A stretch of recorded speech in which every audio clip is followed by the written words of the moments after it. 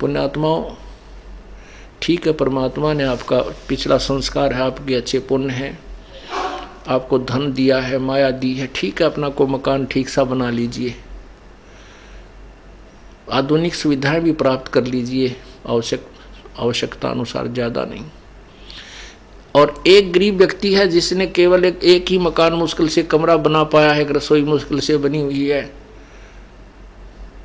और एक ऐसा है कि जिसने 1 एकड़ में कोठी बना रखी है, और 2 और 3 4 मंजिल की भी, पता नहीं कितने मंजिलों की बना रखी है, लिफ्ट लगा रखी है, पता नहीं कितनी सुविधाएं उपलब्ध हैं।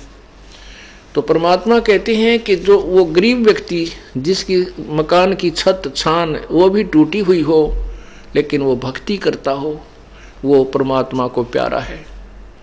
और वो सुंदर महल में रहने वाला जो भक्ति नहीं करता, वो व्यक्ति अपना जीवन व्यर्थ कर रहा है। राम रटत दारिद्र भलो, टूटी घर की छान, वो सुंदर महल किस काम के, जहाँ भक्ति नहीं भगवान। उन घरों में ना जाने कब के बिजली गिर जाएगी। एक अखबारों में भी पढ़ी थी कि एक व्यक्ति के पास बहुत माया थी, ऐसी कोठी बना रखी थी उसने, ऐसे उसमें जीना चढ़ा रखा था इन पेड़ काड़ा कि उसमें लोडी ट्रक उसकी छत पर पहुंच जाता था। और फिर क्या हुआ, जब उसके अंत समय आया, किस दुर्गति से हुआ, उसी की पुत्री ने, जैसा कि समाचार पत्रों में सुना, उसी की पुत्री ने किसी आपसी संपत्ति की विवाद में वो पिता भी और सौतेली माँ भी और भाई भी, उसके बच्चे भी सारे काट डाले। उस व्यक्ति की कैसी दुर्गति हुई। जहाँ भगवान की भक्ति नहीं, ऐसे कहर टूट जाते हैं।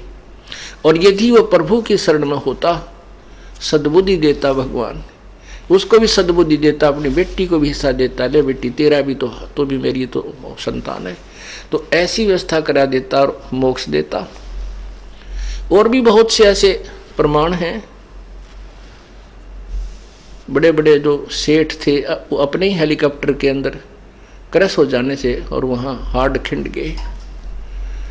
परमात्मा इन सब बातों को याद दिलाते हैं। ये नहीं कि हम ना मरेंगे या आप नहीं मरोगे, मरना सभी ने है, लेकिन जो भक्ति करके नहीं करता वो खाली जाता है सच्चे दरबार में, फिर उसका काला मुंह किया जाता है और 83 लाख योनियों में ठोक दिया जाता है।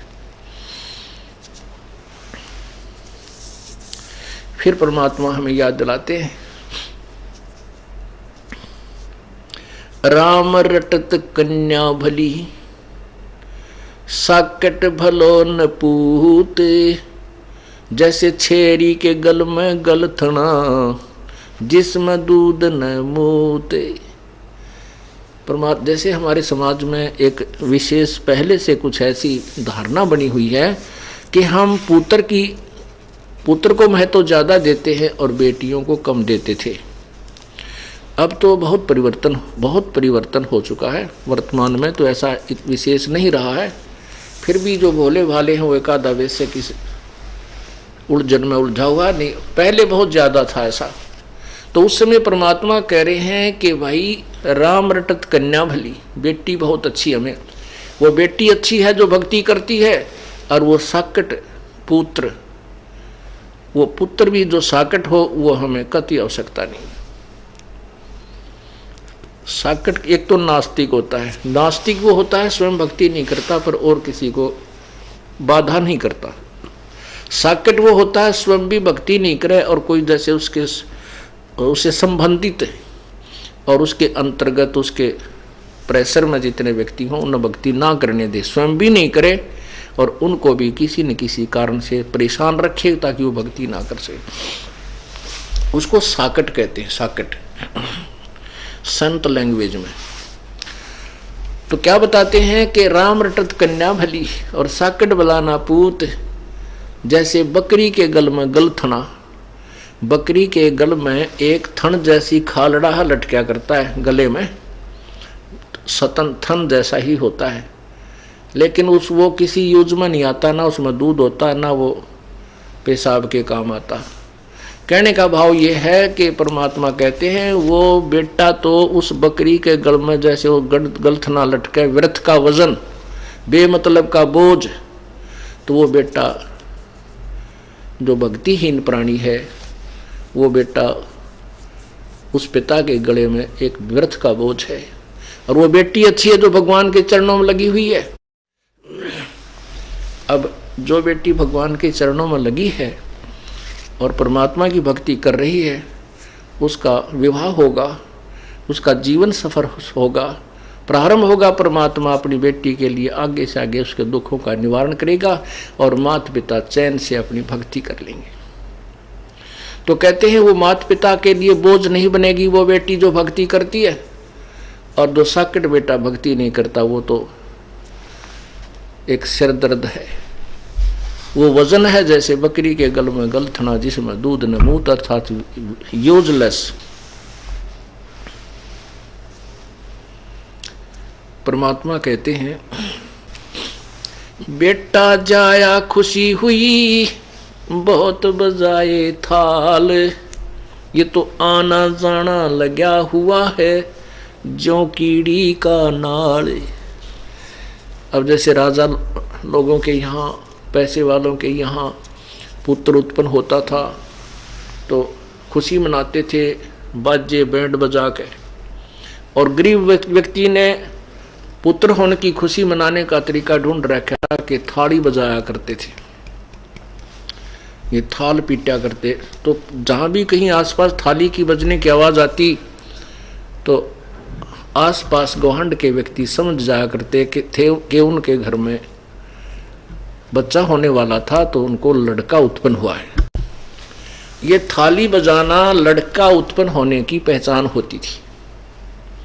तो परमात्मा कहते हैं बेटा जाया खुशी हुई बहुत बजाए थाल, ये तो आना जाना लगा हुआ है ज्यों कीड़ी का नाल। 1 लाख जा रहे हैं, 1.25 लाख जन्म लेने के लिए आ रहे हैं, 1 लाख मर के जा रहे हैं, 1.25 लाख जन्म उत्पत्ति के लिए भागे आ रहे हैं, अलग अलग माताओं के गर्भ में प्रवेश कर रहे हैं। अब परमात्मा याद दिलाते हैं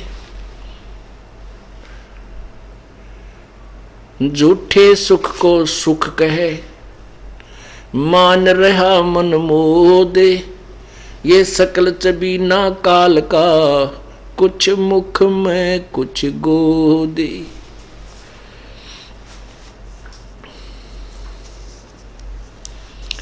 इस झूठे सुख को सुख कहे और ये खुशी मान रहा है ना, ये अनजान मन। ये तो सकल चबीना, चबीना माने आहार, ये सकल चबीना काल का कुछ मुख में कुछ गोद। 1 लाख तो मुख में जा लिए आज, और बाकी जो बचे हुए इनको गोदी में, गोदी मीन उनको पाल पोस रहा है, उनको खिला रहा है, प्रसन्न कर रहा है, और फिर समय आने पर उनको भी खा जाएगा। परमात्मा कैसा एग्जाम्पल दे रहे हैं। पतझड़ आवत देख कर, पतझड़ आवत देख कर बन रोवे मन माही, वो ऊंची डारी पात थे अब पीले हो जाही।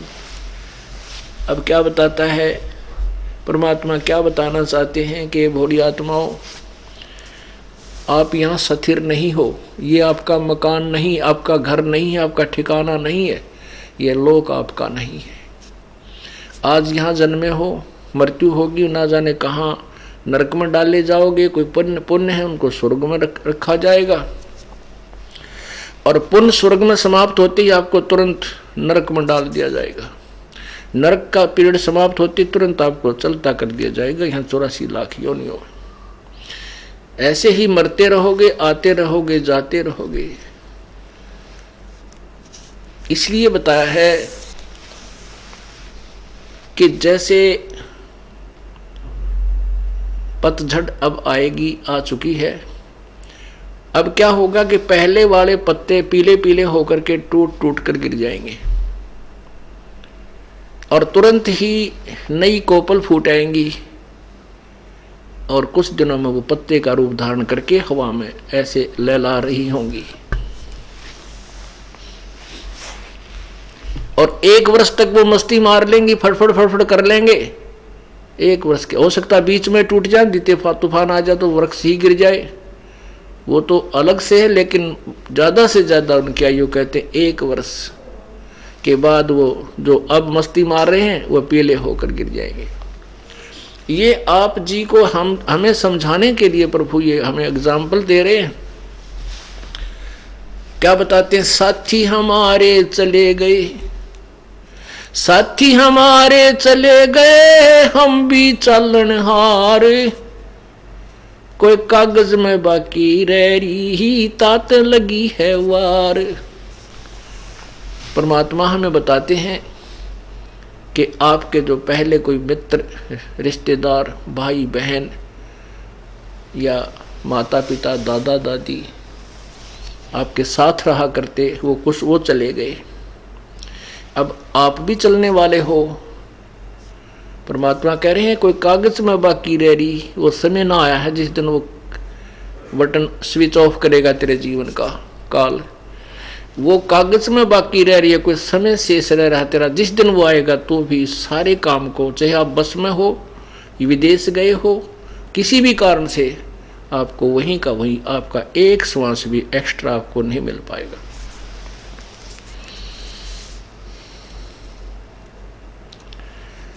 इसलिए प्रभु को मत भूल। हम यदि परमात्मा के चरणों में लगे रहेंगे, उस परमेश्वर की शरण में सच्चे मंत्र का सच्चे ढंग से लगे रहेंगे, जाप करते रहेंगे, तो एक तो ऐसे हमारा परमात्मा हमारे जीवन में वृद्धि करेगा और ऐसी बेमौत नहीं मरेंगे हमारे भक्त, परमात्मा के जो सच्चे भक्त होते हैं। लेकिन जो भक्ति नहीं करते उनके लिए ये शिक्षा उपदेश परमात्मा बता रहे हैं। तो क्या कहते हैं?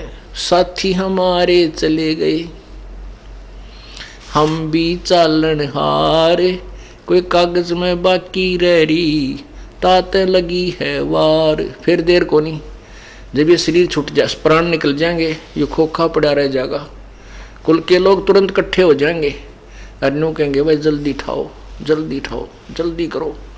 और कोई लकड़ी ढोने लग जाएगा, कोई कुछ व्यवस्था करने लग जाएगा, और जिसका वो मृत्यु होती है घर में, वो बेचारे बुरा हाल रो रो कर टक्कर मारने लग जाएंगे। तो परमात्मा कहते हैं यहाँ फिर कति देर नहीं है, इतने देर है, इतने तेरी या स्विच ऑफ ना होता या मृत्यु ना आती तेरी। फिर क्या बताते हैं? आगे गए ना बावड़े, जो पहले चले गए वो तो तूने देखे नहीं, आगे तेरे पास नहीं आएंगे, नहीं आए।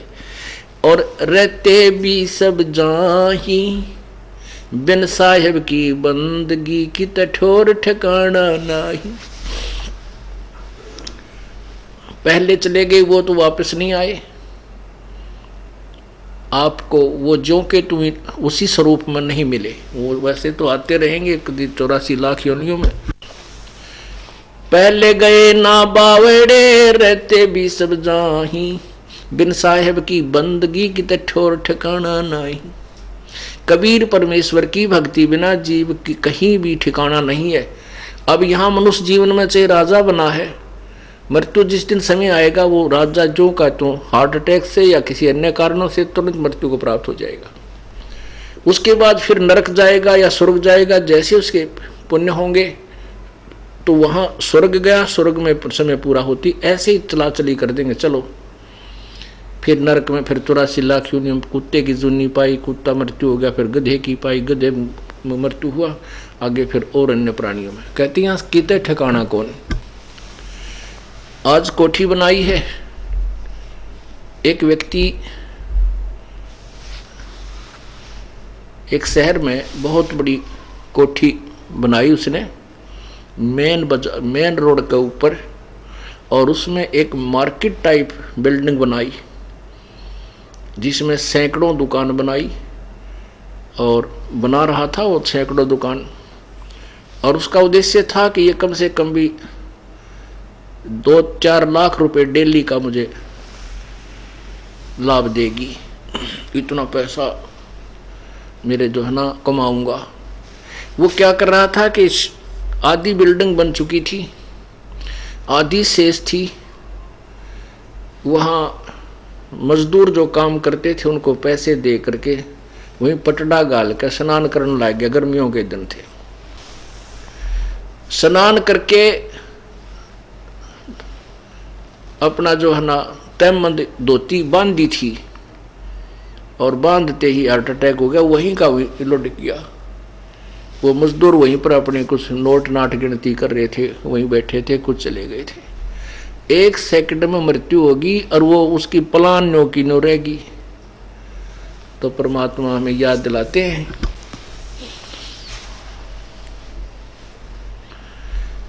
भाई आगे गए ना बावड़े, आगे गए ना बावड़े रहते भी सब जान, और बिन साहेब की बंदगी कहीं ठोर ठिकाना ना, कितने ठिकाना नहीं तेरा उस परम पिता परमेश्वर कबीर जी की भक्ति बिना। उस कबीर परमेश्वर की भक्ति करने से हमें क्या लाभ होगा कि हम सतलोक चले जाएंगे।